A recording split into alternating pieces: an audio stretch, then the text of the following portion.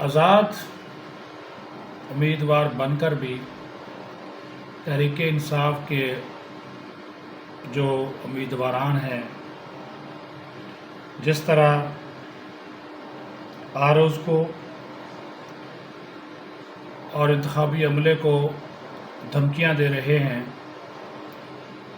اور یوتھیا پن دکھا رہے ہیں، یہ کوئی ڈکی چھپی بات نہیں، بلکہ ان کے جو جیل میں بند آقا ہیں ان کی ایک تربیت کا حصہ ہے۔ حلقہ NA 171 جنوبی پنجاب کا حلقہ، وہاں پہ جس طرح ایک PTI کے آزاد امیدوار نے مرضی کا انتخابی نشان حاصل کرنے کے لیے انتخابی عملے کو مارا، ہراساں کیا، دھمکیاں دیں، اور پھر ان کے اوپر مقدمے بھی ہوئے، کیس بھی ہوئے۔ اس کو کنٹرول کرنے کی ضرورت ہے، اس گنڈا گردی کو، اس وحشی پن کو، کیونکہ یہ لوگ عقل سے عاری جو یوتھیے ہیں، جن کا مرشد نیازی ہے یا پھر مرشدی، جو مرشد ہے وہ پیرنی ہے، اقتدار سے جب سے یہ گئے ہیں ہر طریقے سے پاکستان کی جو سالمیت ہے، پاکستان کے جو ادارے ہیں، ان کے خلاف جو بغض ہے، خود مختاری ہے، اس کو یہ مسلسل روندنے کے لیے کوشاں ہے۔ اور یہ جو صاحب اڈیالہ جیل میں بند ہیں، آج بھی دھمکیاں دیتے ہیں، شہرت کے نشے میں اتنے پاگل ہو گئے کہ سیاست میں گالم گلوچ، گندگی متعارف کرا دی، نوجوان نسل کو گمراہ کر دیا، اور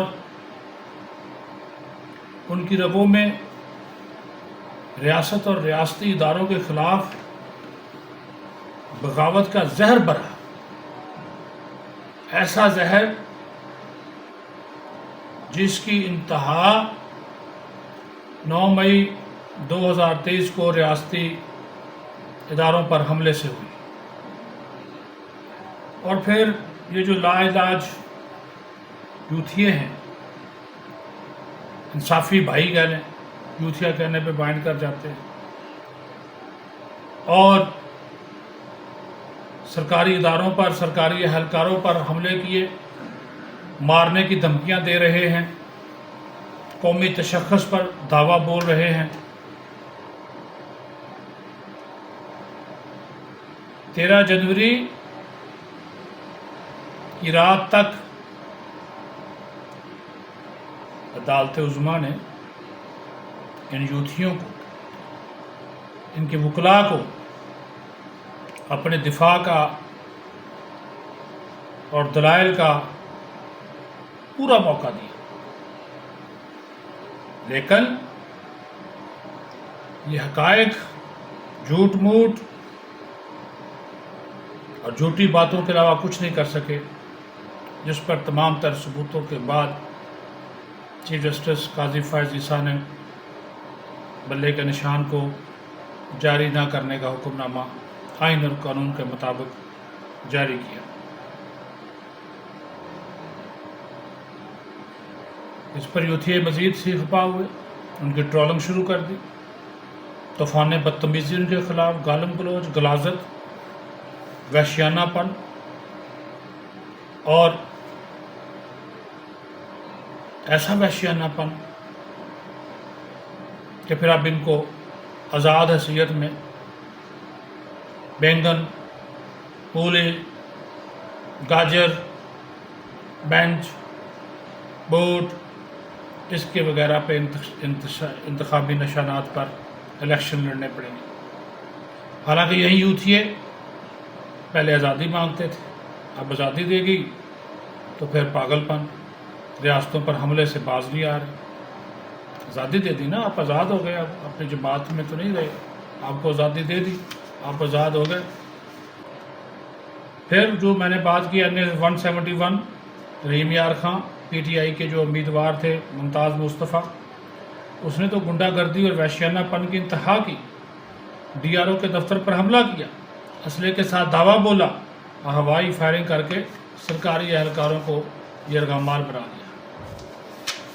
جس سے یہ بات ثابت ہو گئی کہ یہ یوتھیا بریگیڈ انتہائی خطرناک ہے ملک کے لیے۔ اس لیے 9 مئی کے جو ذمہ داران ہیں ان کو پکڑ کر سخت سزائیں دینا بہت ضروری ہے۔ اگر یہ ہو جاتا، اب تک سزائیں ہو چکی ہوتی، تو اقتدار کے لیے ہوس جو ان لوگوں کی ہے وہ بڑھنے کی بجائے اس میں کافی حد تک کنٹرول آ جاتا۔ ابھی بھی کہتا ہوں کہ نگران حکومت اور متعلقہ اداروں کو چاہیے